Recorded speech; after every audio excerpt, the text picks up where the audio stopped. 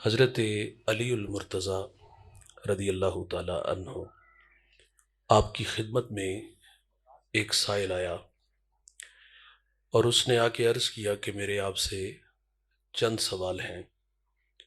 سوال مختصر ہیں اور مجھے ان کے جواب بھی مختصر چاہیے۔ اگر وہ میری تشفی کے لیے کافی ہوئے تو میں زندگی کے بقیہ لیل و نہار انہی راہوں پہ گزار کے اپنے لیے سامان آخرت تیار کروں گا۔ سائل کے 4 سوال تھے۔ اس کا پہلا سوال یہ تھا کہ قریب کیا ہے اور قریب تر کیا ہے؟ تو آپ نے فرمایا قریب قیامت ہے اور جو اس سے بھی قریب تر ہے وہ موت ہے۔ اللہ موت کتنی قریب ہے یہ ہم میں سے کسی کو کوئی خبر نہیں کہ سانسوں کی مالا کب ٹوٹ جائے اور یہ موتی خاک میں مل جائے۔ گنتی الٹی شروع ہو جائے تو نتیجہ 0 پر جلدی آ جاتا ہے۔ میری اور آپ کی زندگی کی گنتی یہ الٹی شروع ہو چکی ہے۔ ویسے ہم لوگ مرنے تک دھوکے میں رہے، اس گمان میں جیتے رہے کہ ہم دن بدن بڑے ہو رہے ہیں۔ بڑے نہیں ہوتے بھائی، ہم دن بدن چھوٹے ہو رہے ہیں۔ اس دنیا میں آنے کی ترتیب ہے پہلے والد بعد میں بیٹا، لیکن یہاں سے جانے کی کوئی ترتیب نہیں، بس ایک لمبی لائن لگی ہے، اس میں آپ بھی کھڑے ہیں میں بھی کھڑا ہوں۔ میری باری نہ جانے کب آ جائے، آپ کی کب آ جائے کوئی خبر نہیں۔ ہم 100 سال بھی جئیں گے تو بالآخر مریں گے، کیونکہ موت سے کسی کو بھی رستگاری نہیں۔ ہماری زندگیاں حادثات سے بھری پڑی ہیں اور بعض حادثے تڑپا دیتے ہیں۔ دوست وعدہ کر کے گیا نا کہ 1 گھنٹے بعد ہم دوبارہ ملتے ہیں، لیکن ٹھیک آدھے گھنٹے بعد اسی محلے کی جامع مسجد سے اس کے مرنے کی خبر ملی۔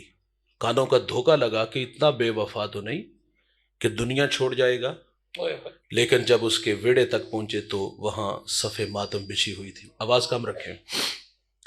وہ وقت آنے والا ہے دوست، ہم نہیں ہوں گے، چند دن یادوں کے چراغ ہوں گے، اور یہ دنیا کا مزاج میں اور آپ بڑی اچھی طرح جانتے ہیں، یہ بہت جلد بھول جاتے ہیں۔ کبھی دوستی کی مثالیں سنتے تھے، آپ کے گاؤں میں بھی کہیں ایک ایسی مثال ملے گی کہ ان کی یاری بڑی پکی ہے، ایک جیسے کپڑے پہنتے ہیں، دن میں 2-4 دفعہ ملے نہ تو چین نہیں آتا۔ یہ محبت کی کہانیاں ہیں، لیکن تلخ حقیقت یہ ہے کہ دوست صرف دوست کی قبر پر مٹی ڈالنے کا روادار ہوتا ہے، لیکن بعد میں بھول جاتا ہے کہ دوست کی قبر کہاں ہے۔ بھائی جان، منا من مٹی کے نیچے آپ نے جانا ہے، میں نے جانا ہے، حساب آپ نے دینا ہے، میں نے دینا ہے۔ جب حساب اپنا اپنا ہے تو عمل بھی اپنا اپنا ہے۔ ہمیں کوئی خبر نہیں کب کس وقت اس دنیا سے ہم چلے جائیں۔ میرے کریم آقا صلی اللہ علیہ وسلم اصحاب کے جرمٹ میں تھے، ارشاد فرمایا کہ زندگی اور موت کے بارے میں تمہاری رائے کیا ہے؟ ایک صحابی عرض کرتے آقا فجر پڑی ہے، پتہ نہیں اللہ تعالیٰ ظہر کی نماز پڑھنے کی مہلت دے کہ نہ دے۔ اچھا، یہ فجر سے ظہر کا دورانیہ کتنا ہے؟ تقریباً 8-9 گھنٹے ہیں۔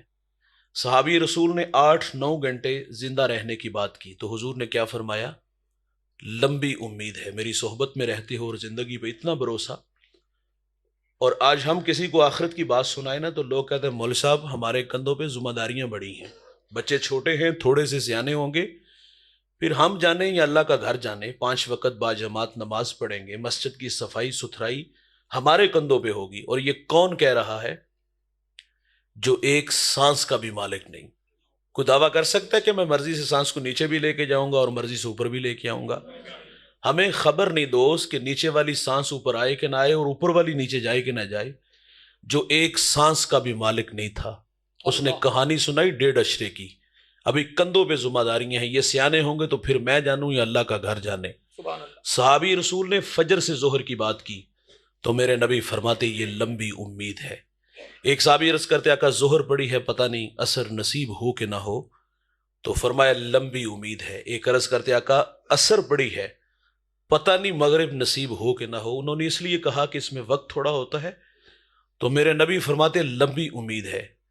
کوئی اور بات کرو۔ ایک صحابی عرض کرتے آقا مغرب کی 1 رکعت پڑی ہے، پتہ نہیں دوسری نصیب ہو کہ نہ ہو۔ تو میرے نبی فرماتے صحابہ کوئی فجر سے ظہر، کوئی ظہر سے عصر، کوئی عصر سے مغرب، اور کوئی مغرب کی ایک رکعت کی بات کرتا ہے، فرمایا میں محمد تو کہتا ہوں کہ ایک طرف سلام پھیرا ہے، پتہ نہیں دوسری طرف سلام پھیرنے کی مہلت ملے کہ نہ ملے۔ جو موت ہے دوست وہ اس قدر قریب ہے۔ دجلہ کے کنارے حضرت معروف کرخی رحمت اللہ علیہ اپنے تلامذہ کے ساتھ تشریف فرما تھے، اور آپ نے وہاں بیٹھے بیٹھے تعلیم کے لیے تیمم کیا۔ ایک جوان کھڑا ہو گیا، اس نے کہا کہ ایک مسئلہ پوچھنا ہے، پانی کی موجودگی میں تیمم جائز ہوتا ہے؟ فرمایا بیٹا پانی میسر آ جائے تیمم خود بہت ٹوٹ جاتا ہے۔ کہا جب آپ مسئلے کی نوعیت سے باخبر ہیں، یہ 2 قدم پر دجلہ کی بپھرتی موجیں آپ کا استقبال کر رہی ہیں، اٹھتے اور وہاں جا کے وضو بنا لیتے، علم ہونے کے باوجود آپ نے ایسا کیوں کیا؟ حضرت معروف فرماتے میرے بچوں، میرے بیٹو، یہ تعلیم کے لیے، تمہیں سمجھانے کے لیے کیا۔ اپنی طرف اشارہ دے کے کہتے یہ 6 فٹ کا انسان ہے کیا؟ زندگی اور موت اس کی حقیقت ہی کیا ہے؟ فرمایا یہ تو پانی کا بلبلہ ہے، بلبلے کو نہ اٹھنے میں دیر لگتی ہے نہ پھٹنے میں دیر لگتی ہے۔ فرمایا میں قدم اٹھاؤں اور زندگی وفا نہ کرے؟ آپ فرماتے میں نہیں چاہتا کہ جب میں دنیا سے جاؤں تو بغیر وضو ہی مر جاؤں۔ اللہ بھائی جان، جو احتیاط کی راہوں پہ قدم رکھتے ہیں ان سے عمل کی راہیں نہیں روٹتی، اور جو زندگی شترے بے مہار کی طرح گزارتے ہیں، منمانی کرتے ہیں، پھر ان سے عمل کی راہیں روٹ جاتی ہیں۔ ہم نے اسلاف کو پڑھا ہے، ان کی زندگیوں کا مطالعہ کیا ہے، اور وہ لوگ تو آخرت کے معاملے میں ہر وقت فکر مند رہتے تھے۔ یار حضرت عمر رضی اللہ تعالیٰ عنہ نے ملازم رکھا، اور ملازم کس لیے رکھا؟ میں اور آپ بھی ملازم رکھتے ہیں، دیہات کے رہنے والے، کھیتی باڑی کے لیے، جانوروں کو چارہ ڈالنے کے لیے، گھر کی چوکیداری کے لیے۔ جو 23 لاکھ مربع میل کا حاکم ہے، ملازم کیوں رکھا؟ وہ آتا اور رات کو کیا حضرت کے پاؤں دباتا تھا؟ اس بات کی ماہانہ تنخواہ ملتی ہے؟ نہیں دوست، حضرت عمر رضی اللہ تعالیٰ عنہ فرما دے کہ تو نے آنا ہے اور آ کے کنڈا کھڑکا کے کہنا ہے کہ عمر موت کو مت بولنا۔ آج کسی کو ہم موت یاد کروائے تو کہتے ہیں مولوی اپنی تقریر اپنے پاس رکھ، شباب ہمیشہ رہے گا، عمر کے سائے نہیں ڈلیں گے، موت کی ہچکیاں نہیں لگیں گی، خدا کی کچہری میں پیشی نہیں ہوگی، کیا کچھ نہیں ہم کہہ جاتے، اور آپ اس بات کی ماہانہ تنخواہ دیتے کہ تو نے آ کے کنڈا کھڑکا کے کہنا ہے کہ عمر موت کو مت بھولنا۔ وہ آتا، کنڈا کھڑکاتا، پیغام دیتا، چلا جاتا۔ زندگی کی بہاریں لیل و نہار کروٹیں بدلتے رہے۔ الاختصار، ایک دفعہ وہ آیا، جو اس کا بنا اس کی ہتھیلی پہ رکھا، فرمایا آج کے بعد نہیں آنا۔ اس نے کہا میرے آنے میں کوئی کوتاہی ہوئی؟ کہا ایسی کوئی بات نہیں۔ موت کا کھٹکا جاتا رہا؟ کہا اسی طرح برقرار۔ کہا پھر چھٹی کیوں دے رہے ہیں؟ حضرت عمر رضی اللہ تعالیٰ عنہ داڑھی پکڑتے ہیں اور اس میں سے ایک بال کو الگ کرتے ہیں جو سفید ہو چکا تھا۔ آپ فرماتے بیلیا ہوں تو کی موت یاد کروانی ہے، یہ سفید بال ہی مجھے چین نہیں لینے دیتا۔ یہ جو داڑھیوں میں سفید بال آتے ہیں نا، یہ موت کی نشانی ہے۔ یاداشت جب کمزور ہونا شروع ہو جائے تو سمجھ لو موت کا وقت قریب آ گئے۔ اٹھتے جنازے، پھیلی ہوئی قبریں اور بچھے ہوئے صفے ماتم، یہ ہمیں پیغام موت دیتے ہیں۔ ہمیں کوئی خبر نہیں کہ کب ہم اس دنیا سے چلے جائیں۔ آئینے کے داڑھی میں سفید بال آ گئے اور وہ ان بالوں کو دیکھ کر کے رونے لگے۔ آپ جانتے ہیں وہ کون تھے؟ یہ وہ شخصیت ہے جس کو میرے نبی نے دنیا میں 11 مرتبہ جنت کی بشارت دی ہے۔ یہ وہ جوان ہے جس کے بارے میں رسول اللہ فرماتے ہیں کہ میری اگر 40 بیٹیاں بھی ہوتی نا تو میں ایک ایک کر کے عثمان کے نکاح میں دے دیتا۔ یار جس سے فرشتے حیا کرے، آئینے کے سامنے کھڑے ہیں، داڑھی میں سفید بال دیکھے تو رونے لگے۔ کسی نے کہا کیا ہوا؟ آپ فرماتے موت کی نشانی آ گئی ہے۔ لیکن عثمان نے ابھی قبر کی تیاری نہیں کی۔ ہم کہاں کھڑے ہیں دوست؟ ہمیں کوئی خبر نہیں کب کس وقت اس دنیا سے چلے جائیں۔ حکیم لقمان اپنے بیٹے سے کہا کرتے تھے بیٹا توبہ میں تاخیر نہ کرنا، موت اچانک آ جاتی ہے۔ ہمیں کوئی خبر نہیں کب کس وقت چلے جائیں۔ سائل نے مولا کائنات سے پہلا سوال کیا کہ قریب کیا ہے اور قریب تر کیا ہے؟ تو آپ نے فرمایا قریب قیامت، اور جو اس سے بھی قریب تر ہے وہ موت ہے۔ سائل کا دوسرا سوال دھیان سے سنیے گا، اس نے کہا یہ ارشاد فرمائے کہ عجیب کیا ہے اور عجیب تر کیا ہے؟ سبحان اللہ۔ فرمایا عجیب دنیا ہے اور عجیب تر فرمایا دنیا کو طلب کرنا ہے۔ الدنیا سجن المومن و جنت الکافر، دنیا مومن کے لیے قید خانہ، کافر کے لیے یہ جنت ہے۔ دنیا مردار، اس کو چاہنے والے کتے۔ حضور شاہ نقشبند بخاری فرماتے جو دنیا کو محبت کی نظر سے دیکھے گا، اللہ سینے سے تقوی کے نور کو کھینچ کے لے جائے گا۔ دیکھیں اسلام یہ نہیں کہتا بیوی بچے چھوڑو، ماں باپ چھوڑو، جنگلوں میں، بیابانوں میں، ویرانوں میں، غاروں کی تنہائیوں میں بیٹھ کے حق ہو کے نعرے لگاؤ۔ لا رہبانیت فی الاسلام، اسلام میں روحبانیت نہیں، کونے کھدرے کا نام دین نہیں۔ اور اقبال بھی تنقید کرتا ہے، وہ کہتا ہے جا بیٹھ کسی غار میں اللہ کو کر یاد، یہ اسلام کا مزاج نہیں۔ اسلام تو کہتا ہے رزق حلال کما کے جو لقمہ بیوی کے منہ میں رکھو گے اللہ اس کو صدقہ لکھ دے گا۔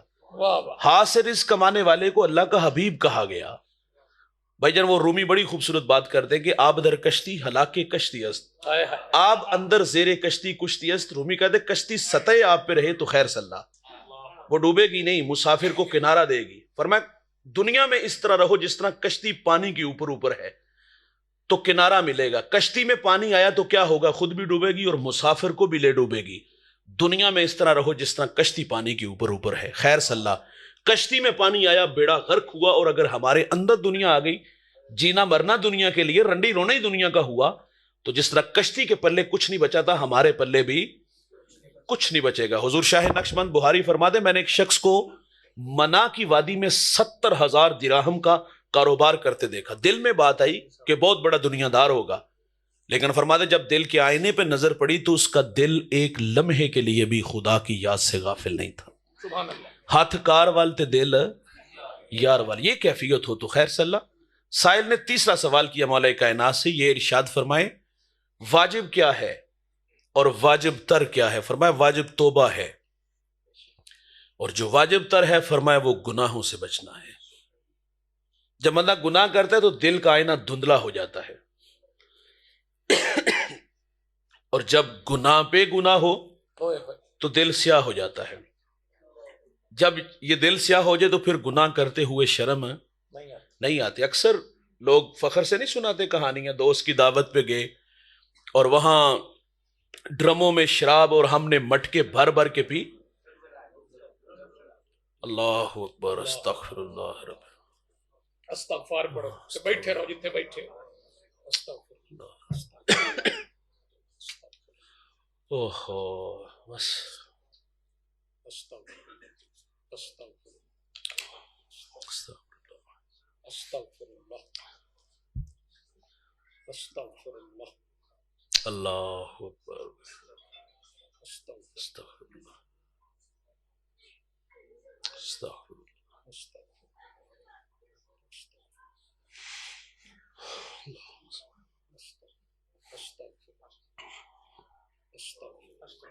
استغفر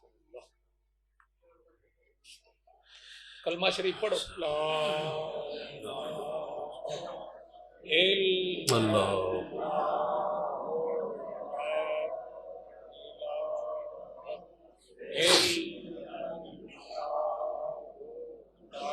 الہ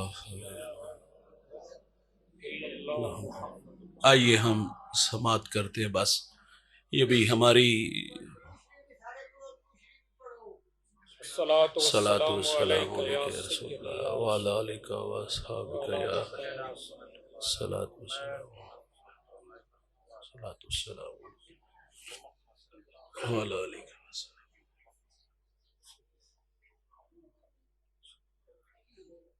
سبحان اللہ۔ جی میں یہ عرض کر رہا تھا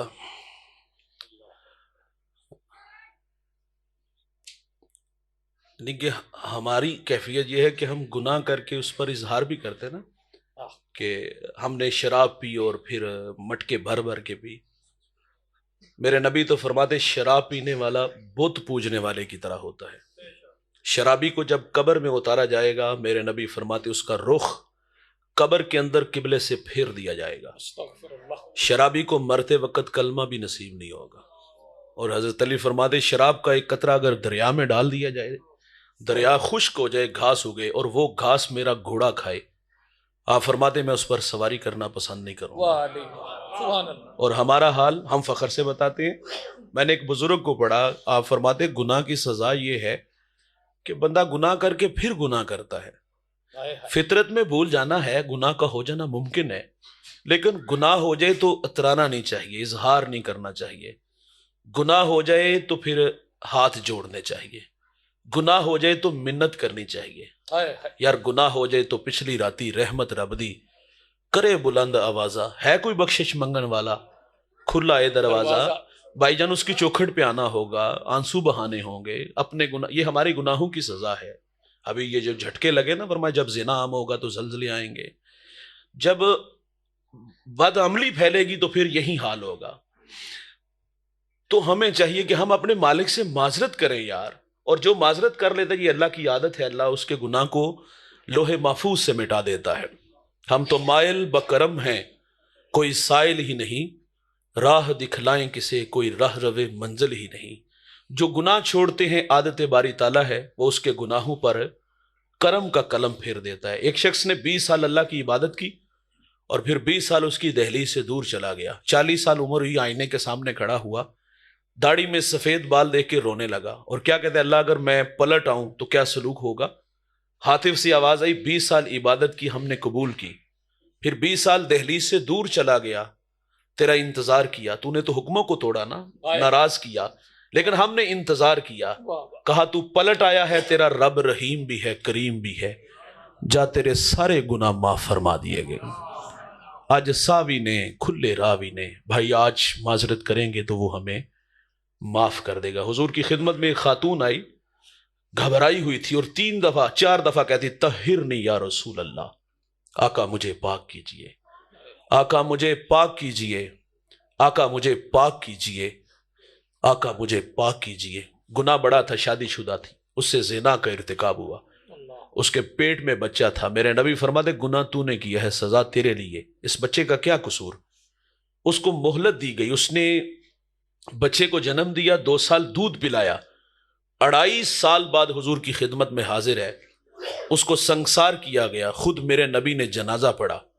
حضرت عمر نے عرض کیا کہ آقا یہ بڑی بدکار عورت تھی، تو میرے نبی فرماتے عمر اس خاتون نے ایسی سچی توبہ کی ہے، اگر اس کی توبہ کا 10واں حصہ اہل مدینہ میں بانٹ دیا جائے تو اللہ تعالیٰ سب کی مغفرت فرما دے۔ سبحان اللہ۔ مدینہ میں ایک گویہ تھا، بوڑھا ہو گیا۔ سبحان اللہ۔ آپ جانتے ہو فنکار کی عزت فن کے ساتھ ہوتی، فن ہے تو فنکار ہے، فن کمزور ہوا تو کون جانتا ہے، بڑے بڑے نام آئے لیکن جب بستر علالت پہ آ گرے، زندگی موت سے لڑنے لگے تو کون پاس تھا یار؟ بھیک مانگنے پہ مجبور ہوئے، صدقہ و خیرات کھانے پہ مجبور ہوئے، کہاں تھے تو اور کہاں آ کے گرے۔ تو عزت اتنی دیر جتنی دیر تک فن ہے، لیکن جب کمزور ہوا تو کون جانتا ہے؟ یہ جتنی دیر تک اس کے پاس آواز تھی اتنی دیر تو پیٹ کی آگ بجھتی رہی، لیکن جب فن کمزور ہوا، کوئی سننے والا نہیں تھا، تو سنیے گا دوست، یہ جنت البقیع کے قبرستان میں کھڑا رو رہا تھا اور کیا کہتے ہیں، اللہ جب تک آواز تھی تو پیٹ کی آگ بجھتی تھی، اور آج آواز نہیں تو کوئی منہ بھی نہیں لگاتا۔ ایک تو کہا اللہ میں نے جو بھی کیا غلط کیا، معذرت چاہتا ہوں، معاف کر دے، اور دوسرا کہا مالک اب بڑھاپے میں کہاں دھکے کھاؤں گا، میرے لیے کوئی رزق کا ہی بندوبست کر دے۔ حضرت عمر رضی اللہ تعالیٰ عنہ مسجد نبوی میں محو استراحت تھے، خواب میں آواز آئی کہ عمر بقیع کے قبرستان میں میرا بندہ مجھے مدد کو پکار رہا ہے، اٹھو اور اس کی مدد کو پہنچو۔ ننگے پاؤں ننگے سر دوڑ لگا دی یار۔ جب قدموں کی آہٹ اس گویے نے سنی نا تو پیچھے پلٹ کے دیکھا تو حضرت عمر تھے، کہتا ہے اللہ آج عمر کے غضب سے بچا لینا۔ دوڑنے لگا تو آواز آئی، کہا رکو ٹھہرو، کہا میں خود نہیں آیا، مجھے کسی نے بھیجا ہے۔ کہا کس نے؟ کہا جسے تو ابھی ابھی پکار رہا تھا۔ کہتا ہے مالک ساری زندگی دل تیری یاد سے غافل رہا، آج پیٹ کی خاطر پکارا تو تو نے عمر کو میری مدد کے لیے بھیج دیا۔ بس ایک چیخ ماری اور جان جانے آفرین کے سپرد کی، اور اس کا اعزاز کی اس کا جنازہ حضرت عمر رضی اللہ تعالیٰ عنہ نے پڑھا، اس کا اعزاز کی اسے اپنے ہاتھوں سے حضرت عمر نے قبر میں اتارا تھا۔ سبحان اللہ۔ تو بھائی جو معذرت کر لیتا ہے اللہ معاف کر دیتا ہے۔ وہ بنی اسرائیل میں ایک نوجوان تھا نا جس کا نام کفل ہے۔ کفل کسی شریف آدمی کا نام نہیں، بہت بڑا بدماش ہے، اور اس کی بدماشی وہ غریبوں کی بیٹیوں کو لوٹتا تھا۔ ایک دفعہ اس نے 60 دینار میں کسی مجبور بیٹی کو خریدا، خلوت میں اس کے پاس گیا، دیکھا تو وہ رو رہی تھی۔ کفل سمجھتا تھا میرے پہلو میں آنے والی ہر بیٹی بے غیرت ہوتی ہے، لیکن یہاں برستے آنسو دیکھے تو قدم رک گئے۔ سوال کیا کیوں رو رہی ہو؟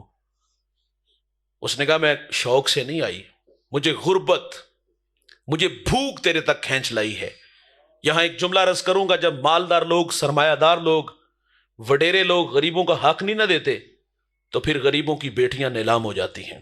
یہ ڈائمنڈ منڈیاں، یہ بازار حسن، یہ کوٹھے کنجریاں اس وقت بنتی ہیں جب ہم ان کا حق نہیں دیتے۔ آج فخر سے نہیں کہتے، بہت بڑے جگیردار، بہت بڑے زمیندار، تجوریاں خزانوں سے بھریں اور ان کے منہ بھی کھولے، پیسہ پانی کی طرح بہایا، اور ہم معاشرے میں دریا دل مشہور ہیں۔ لیکن کہاں دولت لوٹی؟ جہاں نفس کو حظ ملا۔ آپ دیہات کے رہنے والے ہو، ہمارے دیہاتوں میں کیا ہوتا ہے؟ میلے ٹھیلے کا ماحول، کتوں کی لڑائی آئی تو 50,000 دے دیا، کرکٹ میچ ہے تو 1,00,000 کا انعام دے دیا۔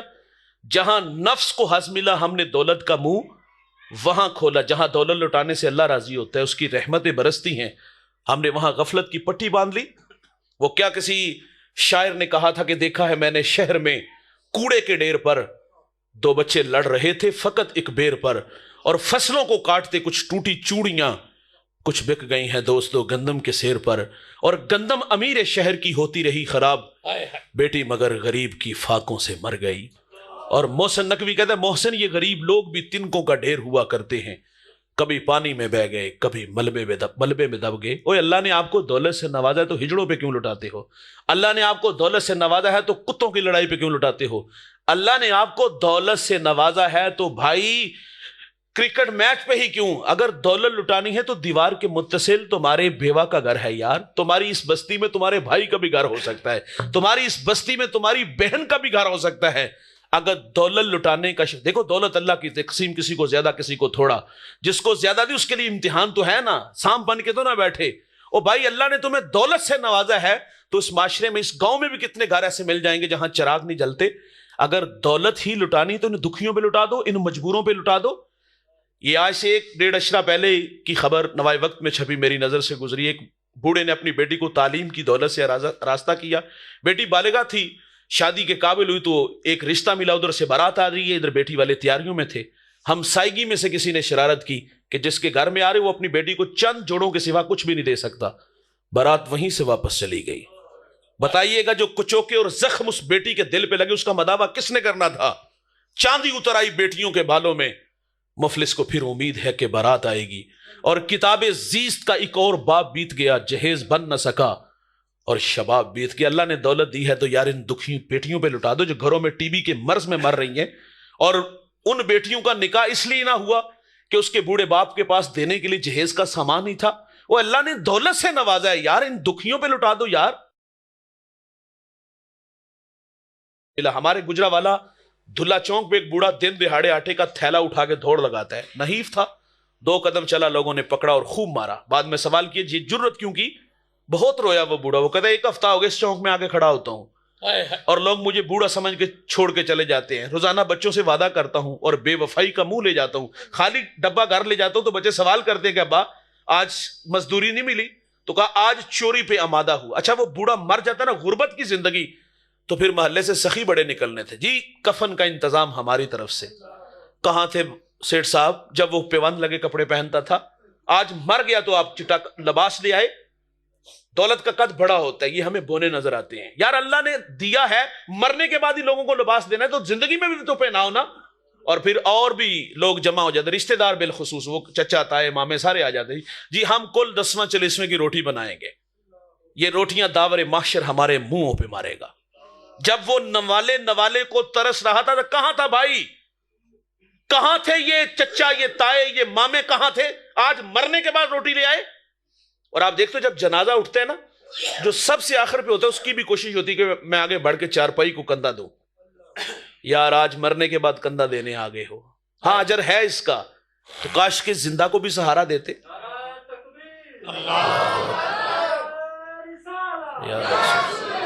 سبحان اللہ، سبحان اللہ۔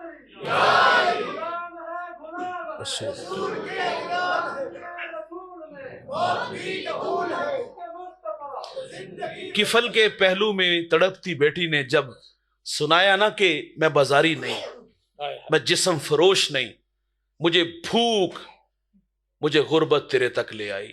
میں شارع ابراہیم خلیل پہ کھڑا بیٹھا ہوا تھا تو میرے ساتھ ایک مولانا میرے ہم سفر تھے، تو ہمارے درمیان ایک احرام میں لپٹا ہوا صاحب آ کے بیٹھ گئے۔ میں نے بے تکلفی میں ان کے کندھے پہ ہاتھ رکھا، میں نے کہا تھک گئے؟ کہتا ہے یہ 4تھا عمرہ ہے میرا، میں نے پوچھا کہاں سے؟ وہ کہا کشمیر سے۔ میں نے حالات پوچھے، کہا میرے اپنے خاندان کے 17 لوگ شہید ہوئے۔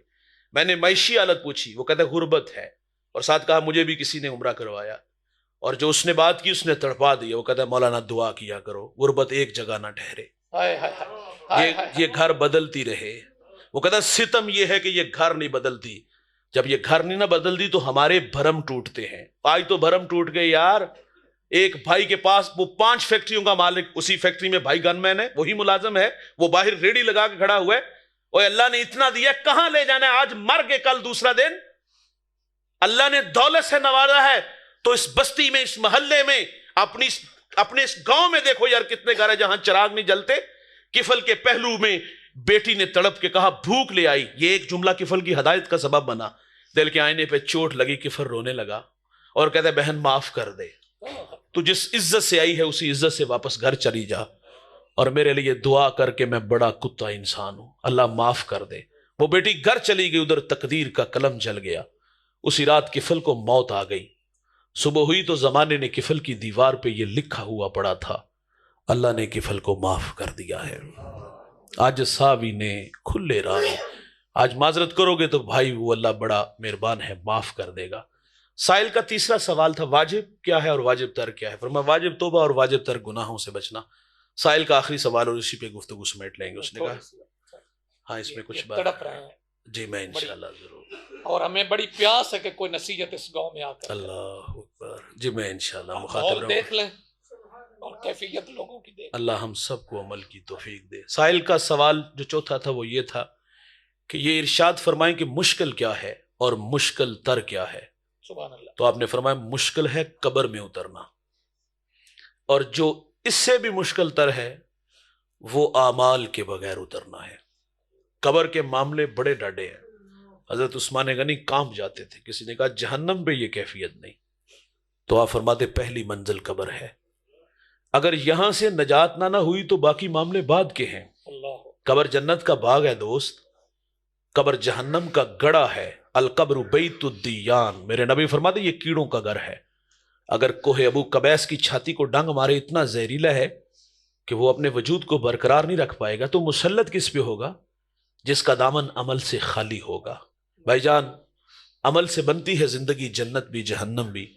اعمال کا لشکر لے کے جاؤ گے تو یہ جنت کا باغ ہے، اور اگر ان کندھوں پہ گناہوں کی گٹھڑی اٹھا کے جاؤ گے تو جنت کا باغ نہیں جہنم کا گڑا بنے گی۔ میرے کریم آقا صلی اللہ علیہ وسلم صحابہ سے فرماتے ہیں ایک شخص زندگی موت سے لڑ رہا تھا، اس نے اپنے 3 دوستوں کو بلایا اور بلا کے کہتا ہے میں اس وقت مشکل میں ہوں، میری مدد کرو۔ پہلے دوست نے سرے سے انکار کر دیا، معذرت میں تیرے لیے کچھ بھی نہیں کر سکتا۔ وہ کہتے ہیں نا کہ تمام عمر سہاروں کی آس رہتی ہے، تمام عمر سہارے فریب دیتے، اس نے کمر توڑ دی۔ دوسرے سے کہا بتا میرے لیے کیا کر سکتا ہے؟ اس نے کہا جب سانسیں ٹوٹیں گی بازار سے سفید کپڑا لاؤں گا، غسل دوں گا۔ ہم جب اپنے مردے کو نہلاتے ہیں تو اس میں بیری کے پتے ڈال لیتے ہیں تاکہ صفائی ستھرائی ہو سکے۔ کہا تجھے غسل دوں گا، پھر وہ چٹا لباس تیرے زیب تن کروں گا۔ اچھا یہاں رکیے گا، مرنے والے کو جو آخری لباس دیا جاتا ہے نا، مرنے والا امیر ہے یا غریب ہے، وہ غنی ہے یا محتاج ہے، وہ شہنشاہ ہے یا گداگر ہے، مرنے والے کو جو آخری لباس دیا جاتا ہے اس کی کوئی جیب نہیں ہوتی۔ ہمارا جب کوئی عزیز دنیا سے جاتا ہے تو سب سے پہلے ہم چاندی کا چھلا اس کے ہاتھ سے کھینچ لیتے ہیں، جیب سے پیسے نکال لیتے ہیں، کپڑے پھاڑ دیتے ہیں اور کپڑے پھاڑ کے اتار دیتے ہیں، قبر میں اتار کے آئے اور واپس پلٹے، اور ہم نے سب سے پہلا کام کیا کیا؟ والد کے کپڑے اور والد کی چارپائی بھی صدقہ کی۔ کیوں؟ اب ہمیں ڈر لگتا ہے ابا کے کپڑے پہنیں گے تو کہیں موت کا فرشتہ نہ آ جائے، چارپائی پہ لیٹیں گے تو کہیں موت نہ گھیر لے۔ میرا سوال ہے اس بچوں سے، بیٹوں سے، باپ کی یادوں کو گھر سے نکال دیا، چارپائی صدقہ کی، کپڑے صدقہ کیے، لاکھوں کروڑوں پیچھے ابا جی چھوڑ کے گئے تھے، اس پہ سامان کے بیٹھ گئے ہو، اسے بھی تو صدقہ کرو نا۔ اور میں معذرت سے کہوں گا تھوڑا سا لہجہ تلخ ہے، قبول کیجئے گا، سچا کھی تے پامڑ مچدے نے۔ اور اقبال نے کہا تھا کہ چمن میں تلخ نوائی میری گوارا کر، کہ زہر بھی کرتا ہے کبھی کارے تریاکی، کڑوی کسیلی ہے لیکن قبول ضرور کیجئے گا۔ ہم جب کبھی دوستوں میں بیٹھے ہوں تو بڑی بڑی باتیں ہوتی ہیں، ہم کہتے ہیں اتنا چھوڑ کے جائیں گے کہ 7 پشتے بیٹھ کے کھائیں تو ختم نہ ہو۔ ظاہر ہے محنت کی ہے، اور یہ اللہ کی عادت ہے، جو جس میدان میں جتنی محنت کرتا ہے، دوڑ لگاتا ہے، اللہ اس کو اس کا صلہ ضرور دیتا ہے۔ آپ نے 8 نہیں 18 گھنٹے کام کیا، آپ نے پردیس کے دھکے بھی کھائے ہیں، اور محنت کس لیے تھا؟ بڑا گھر، بڑی گاڑی، بڑا بنگلہ، سب کچھ بنایا، محنت سے بنایا۔ دیکھیے یہ بات تو ہضم ہوتی ہے نا کہ آپ نے محنت کی اور محنت کے سلے میں اتنا کچھ آیا. ہم نے کہا اتنا چھوڑ کے جائیں گے کہ 7 کشتے بیٹھ کے کھائے تو ختم نہیں ہوگی. اور دوسری بات, وہ بات ہضم نہیں ہوتی جو ہم فخر سے کہتے ہیں نا کہ بعد میں اولاد یاد رکھے. یہ جملہ آپ نے اکثر سنا ہوگا, یار ہماری تو بڑھاپا جوانی گزر گئی اور ہم نے محنت کر کے ان کو اتنا کچھ دے دیا, چلو یہ اولاد یاد رکھے گی. معذرت سے کہوں گا یہ کوئی یاد نہیں کرتے, یہ تو کفن بھی میلا نہیں ہونے دیتے. ہاں یہ تو ابھی کفن میلا نہیں ہوتا تو جھگڑے شروع ہو جاتے ہیں. اور بھائی آپ تو 4 پائی پہ آ گرو, زندگی موت سے لڑنے لگو.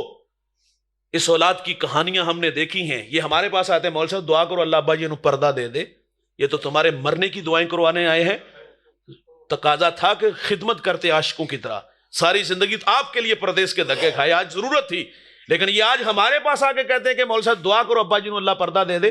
یہ ہیں رویے. کہا وہ چٹا لباس تیرے زیب تن کروں گا, تیرے لاشے کو اپنے ناتواں کندھوں پہ اٹھاؤں گا, تجھے منا من مٹی کے نیچے چھوڑ کے اس پہ آنسوؤں کا چھڑکاؤ کر کے لوٹ آؤں گا. میرے نبی فرماتے اس نے پھر اپنے تیسرے دوست سے کہا بتا اس مشکل وقت میں میری کیا مدد کرو گے؟ اس نے کہا گھبرانے کی ضرورت نہیں, میں بے وفا نہیں, میں تمہاری قبر کے اندر تمہارے ساتھ اتر جاؤں گا. بھائی جان, دوست وہی ہوتے ہیں جو مشکل اور آڑے وقت کام آئے. مشکل میں دم دبا کے بھاگ جانے والے دوست نہیں ہوتے. میرے نبی فرماتے صحابہ جانتے ہو وہ اس کے 3 دوست کون تھے؟ عرض کی اللہ اور اس کا رسول بہتر جانتا ہے, آپ ہماری رہنمائی فرمائے. فرمایا پہلا دوست جس نے سرے سے انکار کیا, فرمایا وہ اس کی دولت تھی, مال و زر تھا. جب تک سانسوں کا شور, یہ ڈور سلامت ہے نا, دوڑتی گاڑیاں, فلک بوس عمارتیں, بنگلے, پلازے, یہ سب ساتھ ساتھ چلتے ہیں. لیکن جب یہ سانسوں کا کمزور رشتہ ٹوٹتا ہے تو ہم دیکھتے ہیں کہ دنیا کا مال دنیا پہ ہی رہ جاتا ہے. مسلم کے لفظ ہے, میرے نبی فرماتے جب ابن آدم کہتا ہے میرا مال, فرمایا تیرا وہ ہے جو تو نے کھایا, ضائع کیا, پہنا, بوسیدہ کیا, اور جو صدقہ کیا اس کو آگے بھیجا. باقی تو فرمائے لوگوں کے لیے چھوڑ کے جانے والا ہے. غالباً غوث اعظم نے کہا تھا کہ او نکمے, کمائے گا تو, بنائے گا تو, بسیں گے کوئی اور, لیکن حساب تجھے دینا پڑے گا. شاید کہ یہ تماشا آپ لوگوں نے دیکھا ہو, باپ کا لاشا گھر میں بڑا ہے, میں نے آگے بھی عرض کیا جائیداد پہ اولاد جھگڑے کرتی ہے. باپ کو منا من مٹی کے نیچے چھوڑا, خود اے سی والے کمرے میں, اور مدارس حفاظ کو لا کر باپ کی قبر پہ بٹھا دیتے ہیں. میرا سوال ہے کیا بچوں کو قرآن پڑھنا نہیں آتا؟ دیکھیں میرے پاس وہ خلوص ہی نہیں کہ میں کسی کے والد کی قبر پہ پڑھوں. ایسا نہیں کہ میرے پڑھنے سے اجر نہیں, ضرور ہے, لیکن میرے پاس وہ خلوص نہیں جو بیٹے کے پاس ہے. بیٹا خود پڑھتا تو قبر میں ٹھنڈ زیادہ پڑتی, لیکن وہاں بھی ہم نے حفاظ بٹھا دیے.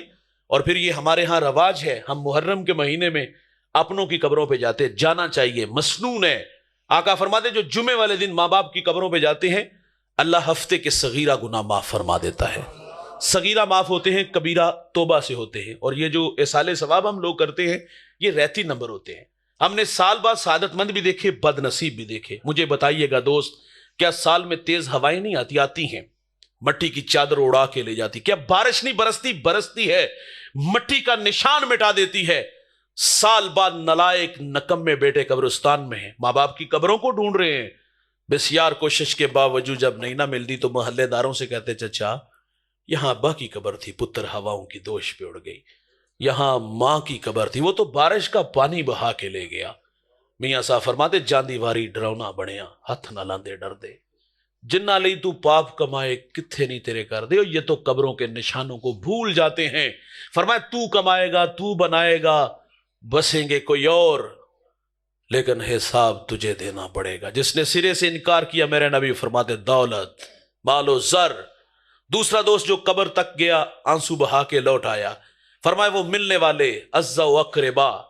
تیسرا جو اس کی قبر میں ساتھ چلا گیا, میرے نبی فرماتے وہ تھا بندے کا نیک عمل جو وہ اپنے ساتھ اپنی قبر میں ساتھ لے گیا تھا. عزت افزائی بھائی اچھے اعمال سے ہیں.